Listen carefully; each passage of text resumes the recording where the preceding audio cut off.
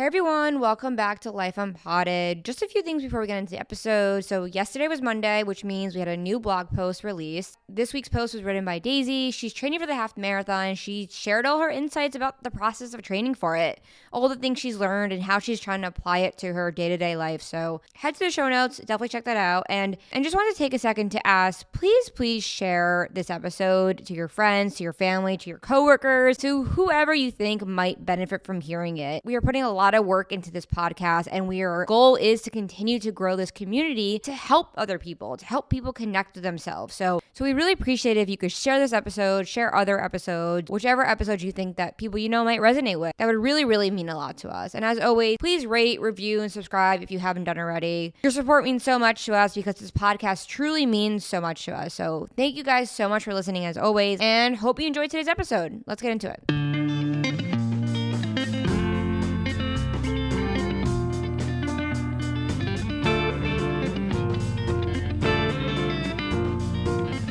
Hey everyone, welcome back to Life Unpotted. This is Sophie. And this is Daisy. Thanks for joining us again for another conversation. Today I have been feeling relieved, which is kind of interesting to say, but I think I've been feeling relieved that I've been recognizing that the more I question my thoughts, the more I question the way I am in the world, the way I question my misery, I started to gain insight into the fact that I don't have to live that way. It's interesting because I recognize that it's not always going to be a clear shot. I'm not always going to feel good. It's not like when you have these recognitions doesn't mean that you're never going to feel shitty again. But I think it's these insights that give you clarity into recognizing that, okay, with the work that I'm doing with questioning these things, there is somewhere to get. So that's kind of what we want to talk about today in the lines of how we kind of perpetuate our suffering, how we kind of hold on to and harbor negative emotions that kind of keep us in the place that we are, and they kind of keep us stuck without even realizing that we're kind of addicted to being unhappy. I figured we'd kick off the episode with a quote by Power of Now by Eckhart Tolle. And it kind of just is exactly this. He's talking about the pain body. Briefly, the pain body he talks about is how we hold our negativity, we hold our pain in a certain part of our body that kind of grows and builds there. And we kind of feed it through our negativity. The more you get mad at somebody, you're feeding the pain body. And essentially in this paragraph he says, you may encounter intense inner resistance to disidentifying from your pain, particularly if you have lived closely identified with your emotional pain body for most of your life, and the whole or large part of your sense of self is invested in it. What this means is that you have been made an unhappy self out of your pain body and believe that this mind-made fiction is who you are. In that case, unconscious fear of losing your identity will create strong resistance to any disidentification. In other words, you would rather be in pain than take a leap into the unknown and risk losing the familiar unhappy self. So in the book I took a note. I wrote, being Ms. is comfortable, addicted to being unhappy. Daisy, what do you think about that quote? Where the quote says, like, we're addicted to negativity, and when you apply this to examples, generally they're going to be outward examples of experiences. Like you get angry at them or you get angry at someone, and that's a negative emotion that you perpetuate by getting mad at them. But I think it comes back to really we're getting mad at ourselves. We're being mean to ourselves.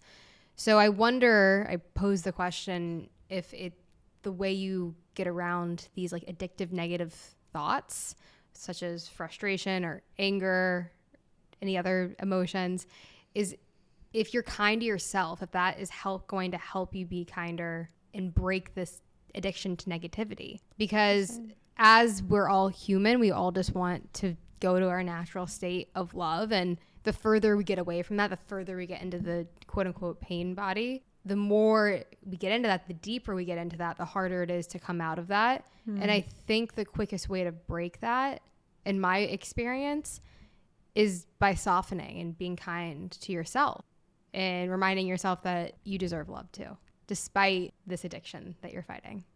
It really is an addiction, right? I think it's just like it is fully an addiction. And it's I'm thinking about, it's so interesting, like we don't talk about it as a society. I think maybe we more are now, but like this addiction that we have to being miserable, this addiction that we have to suffering of like it's so easy to blame external factors and blame other people. But when you're fighting with somebody, you have the choice to let it go. You have the choice to drop it. It doesn't feel good because you feel like you're losing, because you feel like that identity is threatened, and the only way to protect it is to keep fighting, is to stay negative, is to stay unhappy. But what we're not recognizing in these moments is that staying angry is making us worse. Staying mad is perpetuating this stress in our body and making us feel so tense and awful. It might feel quote unquote good to be unhappy and to be mad, but we're doing ourselves such a disservice because we're not recognizing that we are hurting ourselves. I think there's a connection to this. Like personally, I feel like, so I'm 27. By the time you're 27 or older, or even in your 20s for that matter, after anyone goes through high school or through childhood experiences, you have an MO, or you have had lived life through a certain identity. In high school, you were known as something. Your sports or your activities you played as a kid or did as a kid, like you had some sort of reputation. And it's really hard to break that. These are just things that we've been told about ourselves, and say if these are negative things, it's really difficult to unlearn those things. So I don't know where I'm going with this, but I think when it comes to identity, it's easy to perpetuate these certain components of who you are and thinking that they're fixed. And I think that also becomes addictive. And that further can put you into negative thinking patterns because you think that you can't get out of these things you've been told you are. Is that too vague? No, I think, well, are you saying that like we get so attached to an identity that we almost think we deserve to suffer? Yeah. I think so. Yeah, that's what I'm saying. I think we become so accustomed to fitting into this certain mold that we think it's what we deserve. Say more, like what kind of mold? Like, I guess when I think of mold, I think of fitting into society. What do you mean, like? Okay, yeah. So say it's like if you have like victim complex, where anything that happens, like you play a victim. I think it comes back to like, when you're a victim, it's like you don't take accountability for your feelings and who you are. So I think if that was something you never did as a kid because you didn't know how to do that, then that's something that you into your adulthood, and that doesn't feel good. So you're saying that like if you take on these thought patterns when you're a kid and when you're younger of like creating an identity that you're somebody who either deserves to suffer or that you are somebody who is angry or somebody who feels and harbors these negative feelings, that we don't really know as kids how to handle our emotions. So as we grow and as we grow up, we become so accustomed to acting this way that it's hard to find the time and space to ever realize that I don't have to live this way. This is just the way I have been used to living. And I just want to say something I think is so, so, so important. Just because you are used to living a certain way, just because something feels comfortable, does not mean that that is what's best for you. It does not mean that you need to live that way. Mm-hmm. And what I want to talk about in this episode is help people to recognize is like, how do you find that clarity, that space, that window to open up the window and say, oh, I can let go of all these things I'm holding on to. I can let go of this identity I'm holding on to, that I can just live my life and like enjoy it without having to feel shitty all the time. Like, it is so hard to get to that point because there are so many layers in between that thought process and who we are today. There's so many layers in between that. And it honestly makes me so emotional because it's like every single person deserves to live their life not in that state. And it's not fair that we get stuck into these things. And a lot of times it's not even a result. It's from our parents. It's from our upbringing. It's from something someone said to you at school. It's not your fault that you end up thinking these things. It's not your fault. But it is your job, I think, to recognize them. And I think that's where accountability comes in. Mm-hmm. Of like, if you blame the situation your whole life, you're not looking to move forward. You're looking to stay in that role. Yeah, I mean, think of you're on a bicycle that's going downhill your entire life. Now it's your job to stop that bicycle and turn it around and it can go up the hill. That's a good analogy. That's really hard. Like if you've been pedaling downhill for 25, 30, 40 years, how the hell are you going to go back uphill? You're flying. You're going so fast. You don't have much control over stopping. You have to turn around and you have to go up. You have to start climbing. So I think that exemplifies just it's so difficult. It's multifaceted, it's multi-layered, and it's not just a job. It's not like a job you go to, you come home. This is a job. This is 24 hours of your life. This is your life. Yeah, it's your life. I think it's so easy to forget, like, this is your life. Yeah. Singular. This is your life. Yeah.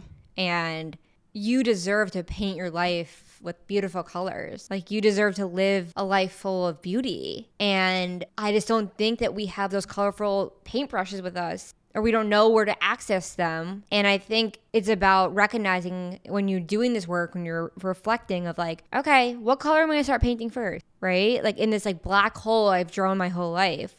What color am I gonna start painting first? Is it red for self-love? Is it blue for compassion? Is it green for not doubting myself? Like, how are we reworking this idea that we've created about ourselves of being this one fixed person? We have the power to change our color palette, even if we've only been looking at one color our whole life. Yeah.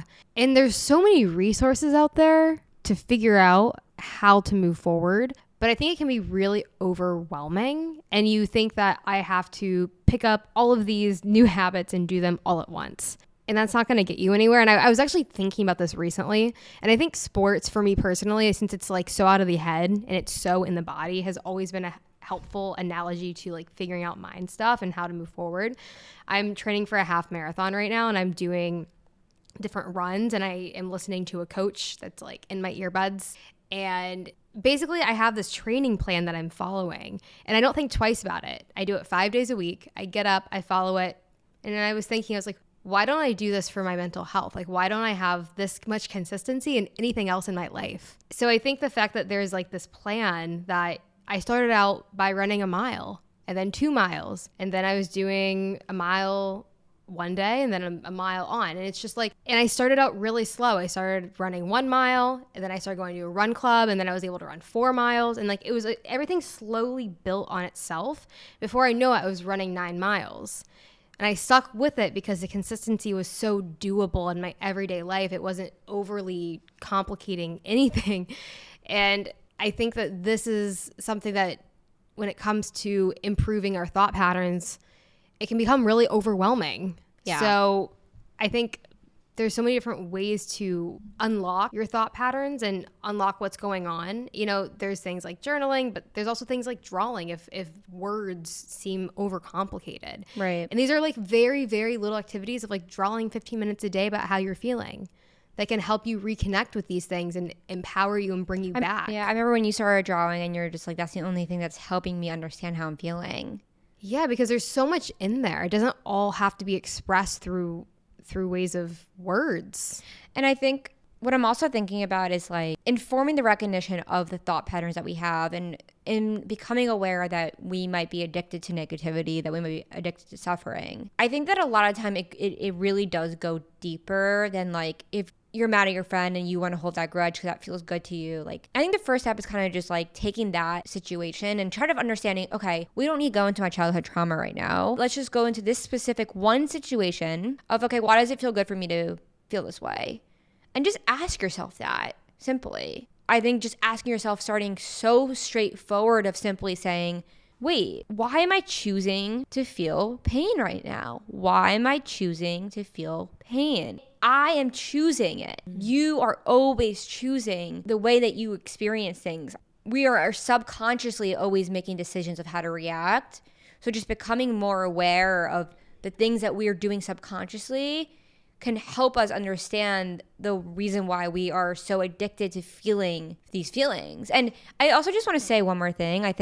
I have reflected a lot about like, why do I feel like I need to stay mad at situations or be mad at somebody or hold a grudge or just kind of like feel negative about anything.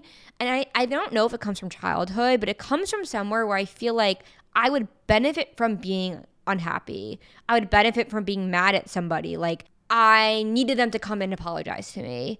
they have to pay the price. I remember like thinking that a lot of like, I'm mad at somebody, well, I'm not gonna respond to their text for a week because I want them to feel bad. Do you know what I mean? Like it's like this like wanting other people to feel bad or feel the pain that we felt, so we put it onto them and then we act differently towards them because we're mad. But what we don't realize in those moments is that like we don't have to make them feel upset. We can just simply like move forward. Does this make sense? And is this relevant? It is relevant because it's exemplifying what it can look like or what it cannot look like to stop these negative thought patterns. You can ultimately put them onto someone else who will continue to perpetuate them, because what is done to you is done to the next person unless you stop and you think, why am I doing this? It just goes back to like, you have the choice. It can be hard. You can think it's hard and you can make it harder than it actually is too. I think there's a level of consistency of challenging yourself. I know this goes back to like the analogy of like the half marathon training program,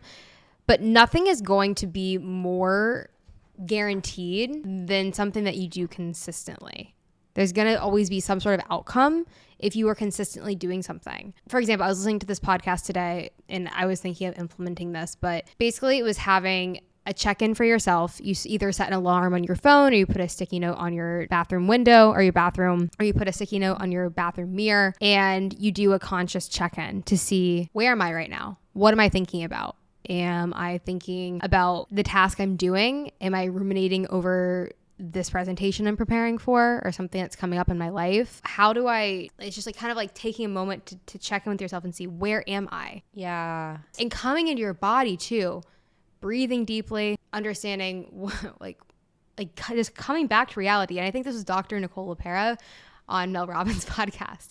I have to say who it was because I was just thinking about it. But I think it's like a really good idea because it's so simple. And if you're able to do that every day, you're able to get out of like your autopilot. Well, I think it's like you could go weeks, months, years without checking in on yourself. And no one's telling us to check in on ourselves. No one is reminding us. Like, life is not geared towards us checking in with ourselves. We have jobs, we have lives. And I think it's one simple question. I think it's like, what am I doing right now? What am I reacting to right now? How am I feeling right now? What am I trying to accomplish right now? What am I trying to achieve right now by being mad? And I think just like you said, like becoming aware of how you're feeling in that very moment kind of takes you out of it because you're no longer then in your mind. I think what we forgot to mention here is that when you're so caught up in like perpetuating suffering by being negative, what we don't realize is that you've again fallen victim to the mind. You've again fallen victim to the thoughts. You start believing these thoughts are true. And if once you like step out of that, let go of that, you come back to reality, you come back to here, you realize, oh wait, that is just a thought pattern that I have been caught up in. That is just an identity I am identifying with. But that's not actually here existing in the present moment, in this moment right now in my life, whether you're at work, wherever you are, whether you're with a friend, whether you're with your partner. That is just a thought pattern. That's not how I have to identify. And it's not that simple. But I think, like you said, like just doing it once, try and check in with yourself once a day and asking like, what am I experiencing right now? And if that's anger, saying, okay. Because once you say okay to the anger, you're not going to feel that need to build it and build it and build it and grow it by telling other people you're mad or putting it onto your partner or doing something, because you just confront it right then and there and say, okay, I'm angry. And it might not be that simple the first time you do it. No, it never is simple. It may not even be that satisfying the first time you do it. It's not. I think the first time you do anything, it's very unsatisfying. I think where you start to see results or satisfaction is the more you do it, the better you get, the more the muscle you build around it, the stronger you get at it. I think that's why consistency really matters with these things. And I think the mind is the mind itself, so it's complicated. So I think simplifying it and just trying to add something to your day for 15 minutes a day that is like super low lift, or just 5 minutes a day where you're just checking in with yourself is super helpful. Or drawing. Anything to bring you back to this present moment. I think that thing you said about identity is really interesting. About ultimately, like, I kind of see it as like almost like objects of like, there's like the future and then there's the past. Like these are like palpable things. Like if we're worrying, it's classic, but if you're worrying, it means there's something in the future you're trying to get at. And if you're depressed, you're stuck in the past with something. Like those are pretty palpable feelings to know what it's like to like feel depressed and to be stuck in something about what you think you are that is not the truth, or to be so fearful about something in the future that also isn't the truth because it's not happened yet. And I think once you can just boop, boop, let go of both of those things, you're dropped right into the center of the present. And that's reality. And that's like a breath of fresh air. It's like a realization. Like I feel like I'm constantly going through 1, 2, back to the middle, 1, 2, back to the middle. And I just think you have to build that muscle of just letting go of everything. Be where your feet are, right? And it's so hard. It's so hard. Yeah. But it's worth it. And I think when you say those things like be where your feet are, there's times where it's easier to do that, and there's times where it's like that's such a stupid saying. Like, why would I do that? Like that's like the reaction I think you can have in your head sometimes to those kinds of things. That other times you're like, that's genius. This is helping me so much. Well, that's because you're resisting it. Yeah, I think you have to get over that hump.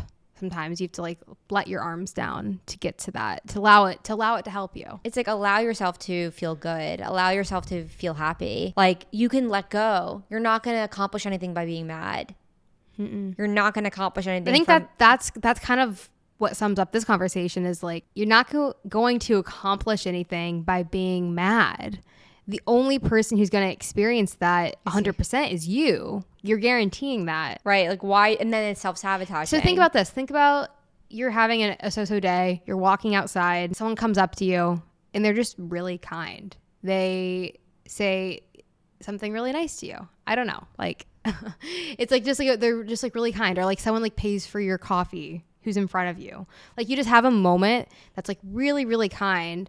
And then you think of the other moment where you have a horrible experience where someone like pushes you and shoves you while you're getting into the subway. It's like, which person do you want to be that leaves an impact on someone's day? Do you want to have a negative impact on someone's day, or do you want to have a positive impact on someone's day? And what you choose to do for yourself is going to impact other people. And like, do you want to be pushing yourself around, or do you want to be going up to yourself and being nice and greet yourself nicely? Because ultimately it's like that inner dialogue that we're having of being angry and like self-sabotaging is the same thing as going up to some person and bumping into them, because you're just bumping into yourself again. Right. It's a self-fulfilling prophecy of however you treat everyone else is how you're going to consistently treat yourself. And that's what you're stuck with. And I think also a really important point to mention is that like once you become aware of like this need to feel mad and angry and be addicted to negativity, you'll start to realize that your environment changes, that the way that you're perceiving everything to be terrible and everything around you to be so negative starts to change, and everything, because like always, our perception determines the reality. So if you're switching the lens and you're changing the lens from I'm going to be addicted to this feeling of negativity to I'm going to give this a chance, it's like the clouds turn to sun. And you realize that, again, goes back to your internal environment, that the weather you're seeing out your window is kind of dictated by the weather inside your mind. So what do you want to see today? Clouds or sun? And sun doesn't mean that you have to be happy, but I think sun just means that you're just going to be there. And taking whatever it is. But the clouds are you resisting and getting mad and holding on to this identity and tensing up and being anxious and being scared. Right. It doesn't have to be binary where you're either feeling good or if you're feeling bad. You're feeling good if you let go of the bad. That's not necessarily how it works. Like you can just let go of the bad and not necessarily feel good, but you're not going to feel bad anymore. Right. It's not even about feeling good. No, it's about not feeling bad. I'm saying the process of letting go of feeling bad doesn't necessarily feel good. Right. It takes time to get to a place where you feel good, but ultimately that does lead to a place of feeling good. Right. So I don't want people to think it's misleading if you're questioning your thoughts and you're pushing back on yourself about feeling angry and wanting to say angry things to people and perpetuate that it's going to feel good immediately if you choose not to say that, because that's not true. It's going to feel really difficult. But ultimately, you're not gonna feel amazing. Maybe an hour later, like you'll be like, whoa, I feel really refreshed. Right. But you might not, right? But it might take longer than that. But the goal is that you're eventually just building the muscle. It's not to have immediate gratification of I'm like this person who's not angry or doesn't hold on to negative thinking anymore. It's that I held on to a negative thought once less today than I did yesterday. That's the goal. That's a really important recognition. And I think as we close this up is just saying that like it's not about never having these thoughts. It's not about never feeling angry, but it's about catching yourself and just coming back, constantly just coming back. And the more you allow yourself to choose relaxing into the moment versus holding on to grudge and holding on to negativity, the more that feel comfortable, the more that you'll do that more often. And the more that before you know it, your life will slowly start to shift. Not saying that in a month from then, you're going to have to have the same issue over again, but you're going to build a toolkit to know that if I become aware of how I'm feeling, if I become aware of the emotions I'm experiencing, if I become aware of the identity I'm choosing to identify with, then the space opens up for you to make the decision. How do I want to experience this moment? Through what lens am I going to experience this moment? Yeah, I think it's choosing. I'm going to handle this moment right now in a certain way. I think it's taking each moment at a time. I think it's easy to wake up and say, today's going to be a great day. And then someone splashes a huge puddle on you. And then just because you said it's going to be a great day isn't necessarily true. It's like you have to continuously choose that. So it's like not necessarily just relying on being happy, but it's more so creating a process of how you react to things. And I think that ultimately with that consistency, right, the goal again is not to just feel good immediately. It's to feel less reactive or less perpetuating of negative thoughts, just one less than you did yesterday. Like having one less experience that you fed into it than the day before. Yeah, and I think just to close out the end of the episode, just to the listeners, like to just take note of the next time that you catch yourself wanting to identify with a certain reactivity state or wanting to hold on to anger, and how does that feel? How does it feel to find the space to try to make the decision that, okay, I don't have to react this way? And that could be something so simple as like your boss telling you something and you saying, I'm not gonna beat myself up over this. I'm not gonna be mad at him. I'm just gonna take it and move on. Or stubbing your toe and not feeling like you have to be mad at the next person you see because you need the anger to go somewhere. It's just accepting and moving forward, because that's all we can do in life is move forward, because before we know it, each moment is gone and we don't want to spend our whole life in our head, in our mind. So we hope this is helpful. As always, thank you so much for listening. We really appreciate your support. I love doing this podcast so much, and the goal is big things soon. So don't forget to follow us on Instagram at Life Unpotted. And if you also like this podcast, please leave a review below. We really appreciate it. That's on Apple Podcasts. You can't leave one on Spotify. But either way, please rate it, review. A review at Apple Podcasts would really, really be helpful. So if you guys could please, that'd be really great. Thank you. On that note, I hope everyone has a great rest of their day or the rest of their evening. And we'll see you next week. All right. Ciao.